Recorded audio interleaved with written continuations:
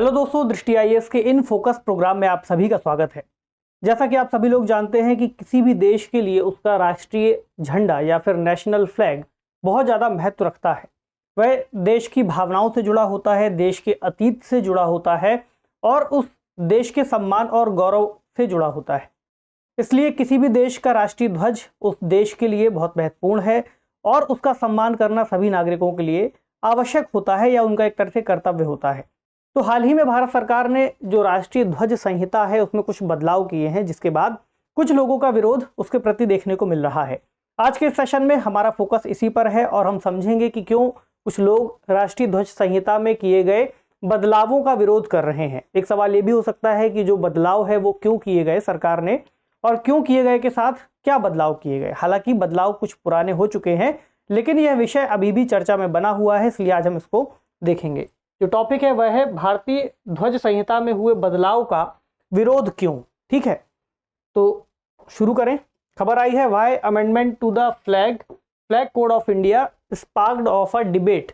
तो डिबेट शुरू हो गई है। किस बात को लेकर डिबेट शुरू हुई है, लोग क्या कह रहे हैं, क्या बदलाव किए गए हैं। जो टॉपिक ऑफ डिस्कशन के पॉइंट्स हैं उसमें राष्ट्रीय ध्वज संहिता यानी कि इसके लिए जो कोड बनाया गया है उसको देखेंगे। इसके क्या क्या प्रमुख प्रावधान हैं जो हमें जानने चाहिए, जो परीक्षा के लिए उपयोगी हो सकते हैं, क्या बदलाव किए गए हैं, उन बदलाव के कारण और उन कारणों का विरोध, दोनों ही चीजें देखेंगे। और चूंकि राष्ट्रीय ध्वज आज हमें जैसा दिखाई देता है ये शुरुआत से वैसा नहीं था। इस इतिहास को आपने मॉडर्न हिस्ट्री में पढ़ा भी है, तो आज हम इसे रिवीजन के तौर पर इतिहास को भी शामिल कर लेंगे और एक सवाल जिसे आप प्रीलिम्स और मेंस दोनों के लेवल पर सॉल्व करेंगे, चूंकि दोनों के स्तर पर सवाल होगा। यह विषय जीएस पेपर 2 मेंस में जुड़ता है। शासन व्यवस्था, संविधान, ठीक है, शासन प्रणाली। आगे बढ़े तो राष्ट्रीय ध्वज संहिता जिसके बारे में बात की जा रही है और जिसका विरोध हो रहा है, उसमें किए गए कुछ संशोधनों के बाद। तो पहले हम शुरुआत करेंगे राष्ट्रीय ध्वज संहिता और इसके प्रमुख प्रावधानों से, और फिर आगे जाकर के समझेंगे कि विरोध क्या है। तो राष्ट्रीय ध्वज संहिता, जिसको फ्लैग कोड ऑफ इंडिया 2002 के नाम से जाना जाता है। इसी को अगर आप हिंदी में देखेंगे तो आपको यहाँ पर लिखा दिखेगा भारतीय झंडा संहिता भी कहते हैं। भारतीय झंडा संहिता 2002 सरकारी कागज यहाँ पर मौजूद है। ठीक, तो इसको देश में राष्ट्रीय ध्वज के उपयोग, उसके प्रदर्शन और उसको फहराने के निर्देशों के एक व्यापक सेट के रूप में देखा जाता है। मतलब कि राष्ट्रीय ध्वज हमने अपना लिया है, लेकिन लोगों के पास इसकी जानकारी है या नहीं है कि ध्वज को किस तरह से रखना है, उसको किस तरीके से फहराना है, क्या चीजें ध्वज के साथ नहीं की जानी चाहिए जो कि उसका अपमान माना जाएगा। एक पूरा सेट, इसमें पूरा विवरण दिया गया है। क्योंकि विवरण बहुत बड़ा है, इसलिए आज हम केवल उन्हीं बिंदुओं पर बात करेंगे जो हमारे लिए जरूरी है। ठीक, तो राष्ट्रीय ध्वज के प्रदर्शन के लिए सभी कानून और परंपराएं, प्रथाएं, निर्देश, इन सभी को शामिल करके एक सेट बना दिया है। क्योंकि ऐसा नहीं कि इस सेट के आने से पहले कोई कानून नहीं था, 2 कानून इसमें लागू थे, अभी हम उनको देख लेंगे। तो उन्हीं कानूनों को ध्यान में रखते हुए जो भी अभी तक हमारे कस्टम्स रहे हैं, हमारी प्रथाएं रही हैं, परंपराएं रही हैं, और जो भी सरकारों ने समय समय पर निर्देश जारी किए हैं, इन सबको मिलाया, एक बंडल बनाया और बन गया भारतीय झंडा संहिता 2002, जिसमें पूरे नियम दिए हुए हैं। ठीक, तो इसमें निजी, सार्वजनिक और सरकारी संस्थाओं द्वारा राष्ट्रीय ध्वज का प्रदर्शन कैसे किया जाए, इसके एक तरह से रूल्स दिए हुए हैं, इसको नियंत्रित किया गया है। निजी संस्थाएं भी चूंकि फहरा सकती हैं, व्यक्ति भी फहरा सकता है, कोई सरकारी संस्था भी फहरा सकती है, सरकारी लोग फहरा सकते हैं। 26 जनवरी 2002 से यह प्रभावी है, 2002 से लागू हुई है। ठीक है, चलिए, तो 2 कानूनों जिनका हमने जिक्र किया उनका नाम है, पहला राष्ट्रीय झंडे का प्रदर्शन, संप्रतीक और नाम अनुचित प्रयोग का निवारण अधिनियम 1950, एक ये लागू था। दूसरा राष्ट्रीय गौरव अपमान निवारण अधिनियम 1971। ये 2 कानून प्रमुख रूप से इस झंडे की स्थितियों को देखते हैं। कहीं ऐसा ना हो जाए कि लोग मैला कुचैला झंडा यूज कर रहे हैं, झंडे को पॉलिथीन बना करके उपयोग कर रहे हैं, झंडे का अखबार बना लिया, तो ये सारी चीजें इसमें प्रतिबंधित की गई हैं। ठीक, इसके कुछ नियम को अगर हम देखें तो राष्ट्रीय गौरव अपमान निवारण अधिनियम 1971 कहता है कि कोई भी व्यक्ति जो किसी सार्वजनिक स्थान पर या किसी भी ऐसे स्थान पर जो सार्वजनिक रूप से दिखाई दे, ठीक, वहां पर भारतीय राष्ट्रीय झंडे का या भारत के संविधान का या उसके किसी भाग को अगर जलाता है, उसको विकृत करता है, उसको विरूपित करता है यानी मोड़ता है, उसको तोड़ता है, उसको फाड़ता है, गंदा करता है, कुरूपित करता है, उसको कुचलता है पैरों के नीचे, या अन्यथा मौखिक या लिखित शब्दों में उसका अपमान करता है, या कोई ऐसी एक्टिविटीज करता है, इशारे करता है उसके अपमान करने से संबंधित, यानी कि इसमें इसलिए इतनी सारी बातें लिखी गई हैं कि मान लीजिए उसमें 2 बातें लिख दी गई कि उसको विरूपित करना नहीं है या फिर उसको कुचलना नहीं है। अब कोई व्यक्ति कुछ और करने लग जाए तो ऐसा इसलिए उसमें क्लियर लिख दिया गया कि ये सारी चीज़ें नहीं करनी है, कुछ और भी हो सकता है वो भी नहीं करना है जो उसके अपमान से संबंधित हो, और अगर ऐसा करता है तो 3 वर्ष तक का कारावास या जुर्माना या दोनों से ही उसको दंडित किया जाएगा। ठीक, अब एक सवाल ये उठ सकता है कि अभी के लोग जो विरोध कर रहे हैं तो क्या ये विरोध प्रदर्शन झंडे के अपमान के रूप में देखा जाएगा, कि वो लोग कह रहे हैं कि झंडे से संबंधित जो संहिता है उसका एक तरह से सरकार के निर्णय का विरोध कर रहे हैं। तो इसका अगला क्लॉज एक ये भी कहता है स्पष्टीकरण में कि भारत के संविधान में संशोधन करने या उसको कानूनी रूप से भारतीय राष्ट्रीय झंडे में परिवर्तन करने के लिए सरकार ने यदि कोई कार्य किया हो, ठीक, तो उसकी अगर आलोचना की जाए या उसकी अस्वीकृति व्यक्त करते हुए कोई टिप्पणी की जाए तो इस धारा के अंतर्गत उसको अपराध नहीं मानेंगे। यानी सरकार के द्वारा लिए गए किसी निर्णय का आप विरोध कर सकते हैं और वही अभी हमें आगे दिखाई देगा। तो अब कुछ और बात करें तो इस ध्वज संहिता में 3 भाग हैं जिनको 3 अलग अलग भागों में अलग अलग पार्ट्स में डिवाइड किया है। किस लिए? क्योंकि भाग 1 में सामान्य विवरण दिए हैं, भाग 2 में आम जनता, निजी संगठन, शैक्षणिक संस्थानों के लिए झंडे को फहराने संबंधी नियम है, और भाग 3 में केंद्र सरकार, राज्य सरकार और संगठन व एजेंसियों के लिए ध्वज को फहराने संबंधित नियम दिए हुए हैं। ध्वज की विशेषताएं क्या बताई गई हैं इसमें?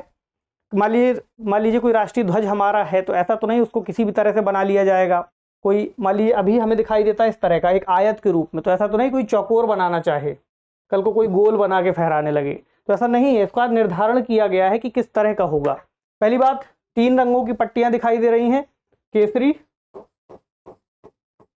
सफेद और हरा।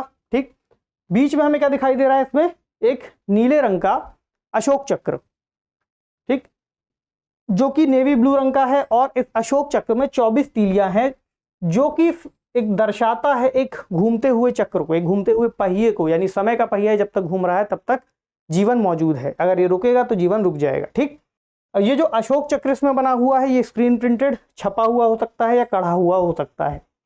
मूल रूप से इसमें जो बात लिखी हुई थी कि राष्ट्रीय ध्वज हाथ से कता हुआ होगा और हाथ से बनाए गए ऊन, सूत, सिल्क या खादी कपड़े से बना होगा, ऐसा इसमें मूल रूप से लिखा हुआ था। और जो संशोधन किया गया है उसमें ये लाइन प्रमुख रूप से भी आएगी, लेकिन उसको अभी हम आगे देखते हैं। इसके अलावा झंडे की जो लंबाई और ऊंचाई का अनुपात है वो 3:2 में है, यानी कि इसका जो आकार है ये 3 में होगा और ये 2 में होगा। ठीक, और आकार के लिए अलग अलग वर्ग दे दिए गए हैं। जैसे कि अगर हम इस वाले वर्ग को देखें 450 × 300 वाला, तो इसको जो गणमान्य व्यक्ति हैं जैसे भारत के राष्ट्रपति, प्रधानमंत्री, उनके जो वायुयान हैं, विमानों में इस साइज का जो फ्लैग है वो लगाया जाता है। उसके नीचे वाला 225 × 150 इस साइज का फ्लैग लगाया जाता है उनकी गाड़ियों में, उनके वाहनों में, और उसके नीचे 150 × 100 इसका उपयोग करते हैं मूल रूप से उनके ऑफिस में रखी गई टेबल्स वगैरह में। ठीक, तो ये कुछ बेसिक जानकारी है झंडे के बारे में जो हमें जाननी चाहिए। ठीक, अब आएंगे बदलाव। तो बदलाव में हमने बात की थी कि यहां पर कुछ बदलाव हुआ है, इसको देखें। तो बदलाव में क्या कहा गया है? बदलाव आज नहीं हुए ना कल हुए, ये हुए थे 30 दिसंबर 2021 को, यानी पिछले साल के एक आदेश के जरिए संशोधनों को किया गया था। क्या किया गया था इसमें? पॉलिएस्टर या मशीन से बने राष्ट्रीय ध्वज को अनुमति दे दी गई थी। पीछे हमने क्या देखा कि हाथ से बने हुए, सूत से, रेशम से या खादी से बनाए हुए जो राष्ट्रीय झंडे थे केवल उनको ही स्वीकृति थी। अब स्वीकृति दे दी है पॉलिएस्टर या मशीन से बने हुए।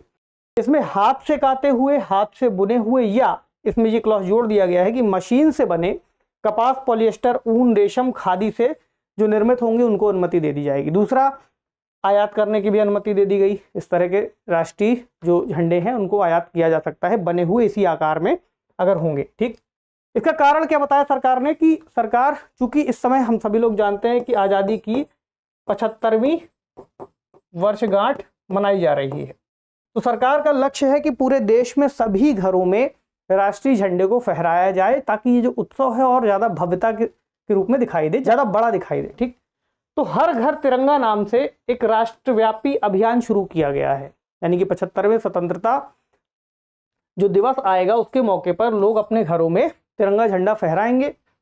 11 अगस्त से 17 अगस्त 2022 तक इस तिथि को रखा गया है। ठीक, और देश भर में लगभग 20 करोड़ से अधिक घरों में लक्ष्य रखा गया है कि तिरंगों को फहराया जाएगा। संस्कृति मंत्रालय इस पर जोर शोर से काम कर रहा है। ठीक, अब एक और लक्ष्य चूंकि इतने बड़े स्तर पर झंडों को फहराना है, इसलिए हाथ से बना हुआ या बुना हुआ जो झंडा होगा उसकी उपलब्धता अपने आप में सीमित होती है। इसलिए सरकार ने क्या कहा कि अब पॉलिएस्टर या मशीन से बने हुए झंडों को भी मान्यता दे दी गई है, तो झंडे उपलब्ध हो सके ज़्यादा से ज़्यादा मात्रा में। मांग आपूर्ति का नियम आप जानते हैं, यदि मांग बढ़ जाएगी और आपूर्ति कम होगी तो कीमत बढ़ जाएगी। तो एक और तरीका यह है कि जो सप्लाई है, झंडों की उपलब्धता है, उसको बढ़ाया जाए ताकि जो कीमतें हैं वो निश्चित बनी रहें, किफ़ायती बनी रहें, ठीक, लोग खरीद भी लेंगे। और ऐसा भी प्रयास किया जा रहा है कि इनको ऑनलाइन वेबसाइट्स में, चूंकि आजकल सभी लोग अमेजॉन, फ्लिपकार्ट इस तरह की वेबसाइट्स का उपयोग करते हैं, कोई भी सामान ऑनलाइन मंगा लिया, तो ऐसी कोशिश की गई है कि अब जो झंडे हैं वो भी ऑनलाइन मिल सके, ज़्यादा से ज़्यादा मात्रा में उपलब्ध रह सके, ताकि उनकी कीमत 30-40 रुपए के आसपास आ जाए और जो भी सस्ता हो सके, ठीक, तो लोगों के पास उपलब्धता बनी रहेगी। लेकिन अब इसका जो विरोध है, विरोध के भी कुछ पक्षों को समझना बहुत जरूरी होगा, तभी ये जो टॉपिक है पूरी तरह से हम समझ पाएंगे आज का। इसमें एक बात जो कही गई है, कांग्रेस के भी कई सारे नेता हैं, कुछ ने इसका स्वागत किया है, कुछ ने इसके विरोध में तर्क दिए हैं, ठीक। मूल विरोध में कहा गया है कि जो तिरंगा है, तिरंगा भारत की स्वतंत्रता आंदोलन और खादी के बीच में जो संबंध है, अब सरकार उसको बिगाड़ने का प्रयास कर रही है। ऐसे आरोप लगाए गए हैं सरकार पर विपक्षियों के द्वारा, ठीक। सरकार ने अपना तर्क दे दिया, हमें दूसरा आर्गुमेंट भी जानना है।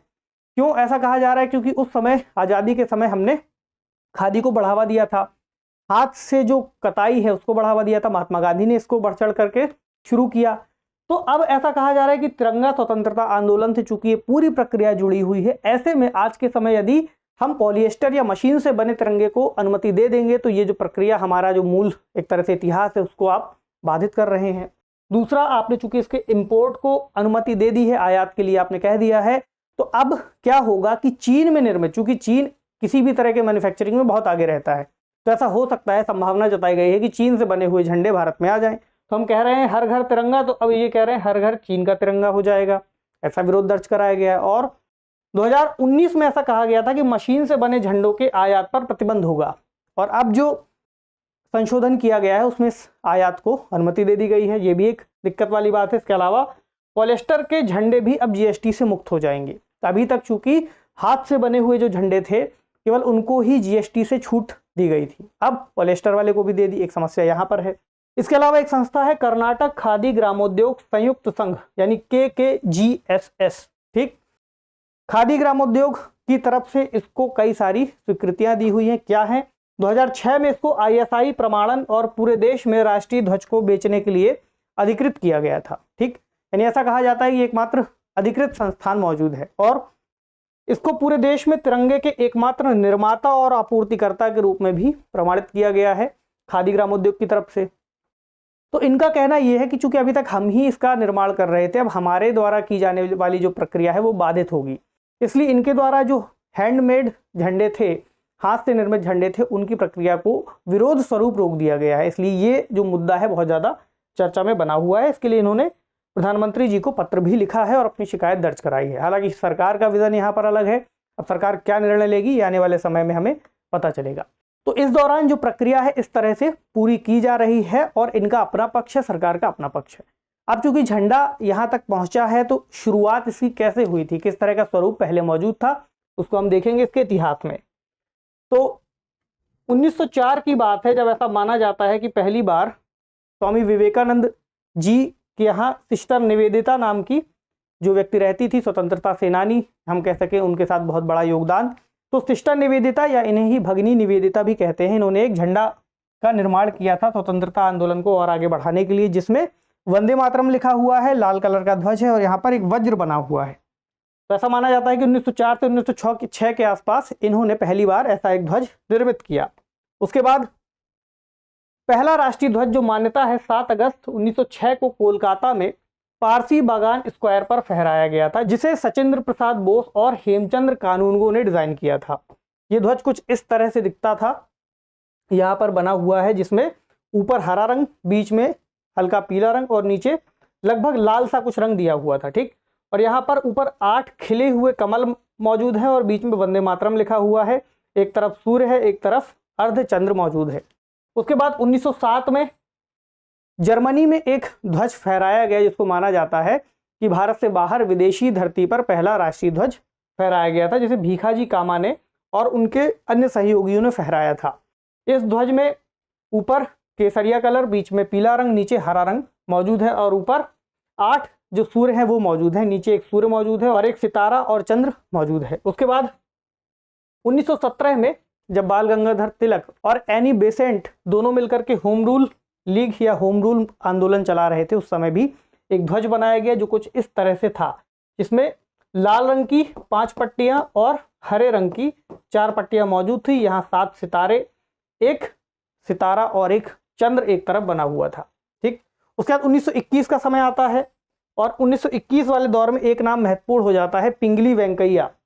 इनको श्रेय दिया जाता है कि इन्होंने एक महत्वपूर्ण ध्वज का निर्माण किया। 1921 के अखिल भारतीय कांग्रेस कमेटी बेजवाड़ा के दौरान गांधी जी से वार्ता के दौरान इन्होंने एक ध्वज के बारे में बातचीत की जो कुछ इस तरह का दिखता था, जिसमें नीचे लाल रंग, यहाँ हरा रंग और यहाँ सफेद रंग मौजूद है। संभावना ये भी है कि गांधी जी के ही कहने से इसमें चरखे का निशान यहाँ पर बनाया गया होगा। तो इसको 1921 में अपनाया गया था।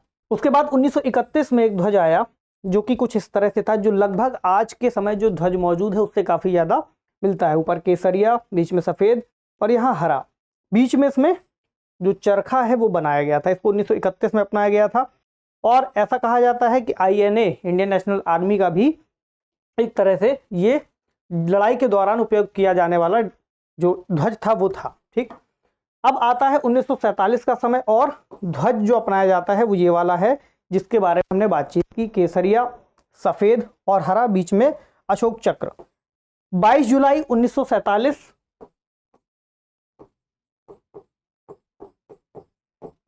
को राष्ट्रीय ध्वज को संविधान सभा द्वारा अपना लिया जाता है और आने वाले समय में इसी ध्वज का हम आज के समय तक उपयोग कर रहे हैं और इसी ध्वज के उपयोग से जुड़ी जो संहिता है, उससे जुड़ा जो कानून है उस पर हमने चर्चा की और उस संहिता में जब संशोधन किया गया उससे जुड़ा जो विरोध है उस पर भी बात की। अब बढ़ते हैं सवाल की तरफ। सवाल है प्रीलिम्स के लेवल पर, संविधान सभा ने भारत का राष्ट्रीय ध्वज कब अपनाया? 31 जनवरी 1930, 8 अगस्त 1942, 22 जुलाई 1947 या फिर 15 अगस्त 1947? तो कमेंट सेक्शन में इस बहुत कठिन सवाल का आपको जवाब जरूर देना है। ठीक, चलिए आगे बढ़ें। मेंस का एक जो सवाल है, भारत की राष्ट्रीय ध्वज संहिता क्या है? केंद्र सरकार द्वारा इसमें किए गए हालिया संशोधन के विरोध की विवेचना कीजिए। तो केंद्र सरकार ने इसमें जो संशोधन किया है उसके बारे में कुछ जानकारी आपको देना है, क्या संशोधन है और क्या विरोध है, विरोध के कारणों को देते हुए एक कंक्लूजन लिख देना है। ठीक, तो भारत की राष्ट्रीय ध्वज संहिता के बारे में भी शुरुआत आपको इसी से करनी है। तो आज के सेशन को हम यहीं विराम देते हैं। उम्मीद है आपने बहुत कुछ सीखा होगा। आपसे मिलेंगे अगले सेशन में किसी अन्य महत्वपूर्ण विषय के साथ। तब तक पढ़ते रहिए, ख्याल रखिए, शुक्रिया।